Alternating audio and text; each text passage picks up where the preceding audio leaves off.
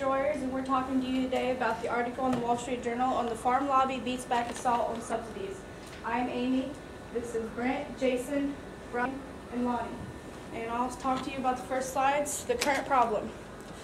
This is what we will be outlining in our group.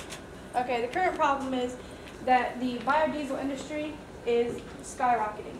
So the grain prices are going up. We are up at a record high of $5.70 a month last month, and now they're down to $5.62, where 2 years ago it was only $2. So what the thing is we have subsidies going on where the government pays the farmers to produce this stuff so we can have free economy trade within the world. So they're paying out these industries that are already making $2 million a year, another $200 million or whatnot, keep producing the same thing. So the small farmers are left behind, and in the meanwhile the deficit just keeps getting bigger and bigger.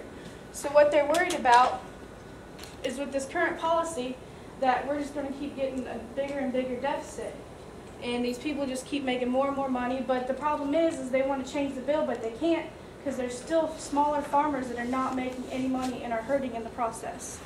So someone else will take it away. Okay.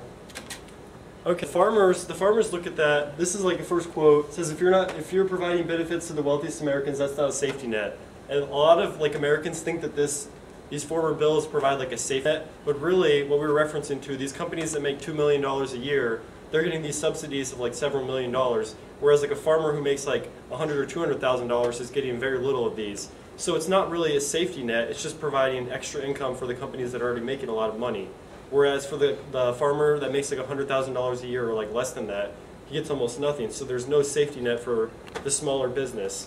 Like farmers make up less than 1% of the population, but most of the money in agriculture is coming from these bigger farms that make several $1 million a year. So they want to change. The farmers want they've been lobbying for this to be brought